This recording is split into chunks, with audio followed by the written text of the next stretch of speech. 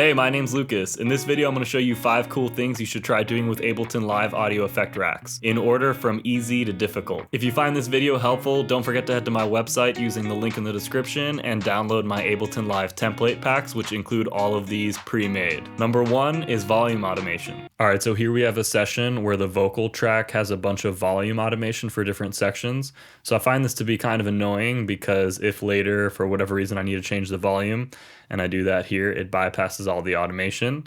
So your best option is to select all of this and scale it like this. But all this is kind of annoying. So a workaround that I came up with is actually using utility automation. So I'm gonna delete my automation, put this back to 0.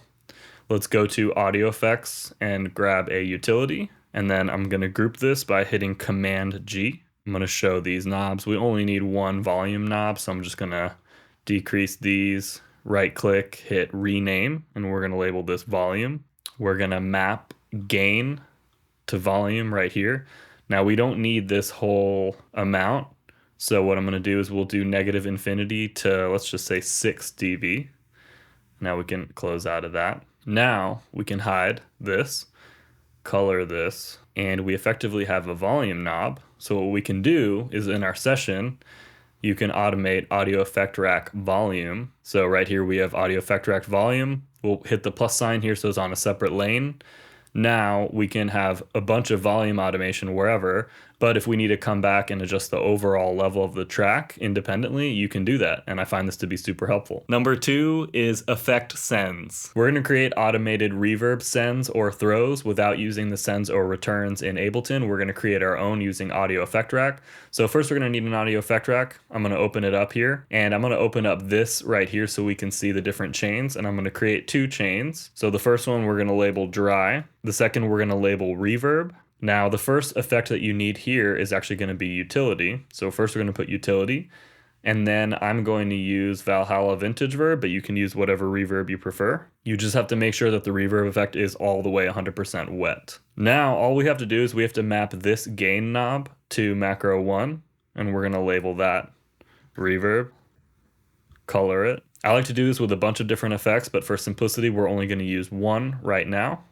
So here's going to be our big reverb knob. Now we're just going to have to click map real quick and just set this to negative infinity, and then we're going to set our max to 0 dB so that it goes from no reverb to 0. And all you have left to do is create an automation lane for this audio effect rack reverb, and we're going to automate a ramp like this, and let's see how it sounds. Crashing down and down.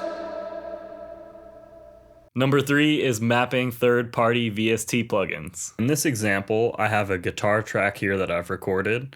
I have a particular plugin I like using on guitars called Renaissance Axe by Waves Plugins. So what I'm going to do is I'm going to click the plugin and hit Command G to create an audio effect rack. The next thing I have to do is press this little down arrow here to view the different parameters of the plugin. What I'm going to do is I'm going to map all these knobs to macros in the audio effect rack, so I don't even have to open up this plugin interface anymore, and then I can save my settings so that it's even easier to load this up on all my guitar tracks in the future. So first of all, we're going to right click here and map this to macro 1 gain, number 2 threshold, and number 3 attack. Next, what I'm going to do is I'm going to click map and constrain some of these values so that these knobs are more usable. So I know for gain, my high threshold is going to be 0, and my lowest threshold is probably going to be, let's just say around minus 10.5 for now. And then same thing with my threshold. So we can have this at 0, and then let's put the lower part of the threshold at like maybe minus 20 or something like that, just so that it has a more usable range. So now we can close this out. We can hide the plugin, close this, color code these however you want, and then hit save. And now anytime you open this Renaissance Axe preset up, not only do you have the same preset, but you can use this without even looking at the plugin interface. We can just control it from right here in Ableton, which is much faster if you're working on music, having less plugin windows to open up and dial in. Number 4 is creating a channel strip. In this example, I have a live drum kit that I've recorded, and what we're going to do is we're going to create an audio effect rack to process the kick channel. So I like to create these for things that I have to process frequently, just to make mixing and producing stuff as easy as possible with minimum amount of loading up plugins and opening up different windows. So I have an audio effect rack with an EQ, compressor, saturator. Now this is getting a little bit more complicated because we have a chain of some different plugins. So what I'm going to do is I'm actually going to label the macros first so I remember what exactly I need to map. Okay, so I've labeled these and color coded them first: drive, low cut, mid cut, high boost, compression, and level. And now we're going to map them one at a time. Some of these are going to have multiple parameters mapped, and I'll walk you through that right now. First, you're going to press the M button. Make sure this is opened up so we can see the macro mappings. We're going to map drive to drive, but we need to constrain this a little bit. You may have to expand this as needed. So for drive, we want our minimum to be 0, and we want our maximum to not be quite this much, so maybe like 10. And then I'm also going to map the output to drive as well.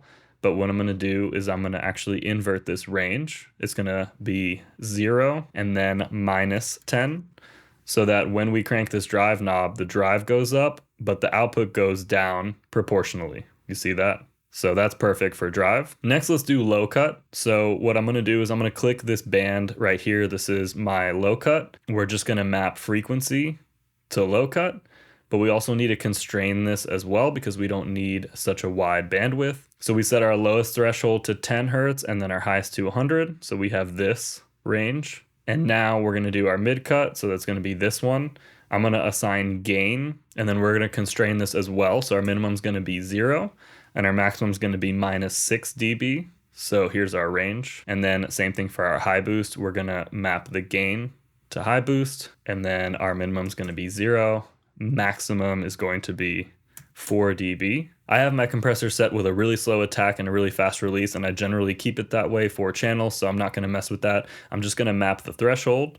So we're going to map that to comp, and we're definitely going to need to invert this. Our minimum 0 and our maximum is going to be minus 30 dB. So I like to always just test it out and see what the range looks like. So this should be good. So that's good. And then lastly, we're going to map our makeup to level, which we only need a small range here. So maybe 0 to like 10 dB at most. And that's our level compensation. So now, once you're done dialing all this in, we can click M again, hide that. So I've minimized everything, and now we have a beautiful rack that does a bunch of constrained tone shaping. And if you want to go one step further, save some snapshots here. Number 5 is creating a click track. In this example, we're going to create a custom click track, which is super useful for recording and performing live. So to do that, we need a drum rack, and then we're also going to hit Command G and create an audio effect rack as well. Next, I'm going to go to Finder, and we're going to go to Applications, find your version of Ableton Live, hit Show Package Contents. We're going to open up App Resources and go to Miscellaneous. And then we're going to go to metronome and samples. So I'm going to drag in metronome up to C1 and metronome to C#1. And then we can minimize this. I'm going to copy over the regular metronome to D and D#. And then I'm going to label these accent 1/2, 1/4, and 1/8. Next, I'm going to go to audio effects and I'm going to drag a utility to all 4. Next, I'm going to make this 4 macros and label these. Next, what I'm going to do is I'm going to click accent and just map this gain to macro 1. Just keep in mind we're mapping these to the drum rack macros, and then we're going to map that to the audio effect rack. So it's a little bit more complicated this time because we have a nested macro situation, but it's well worth it.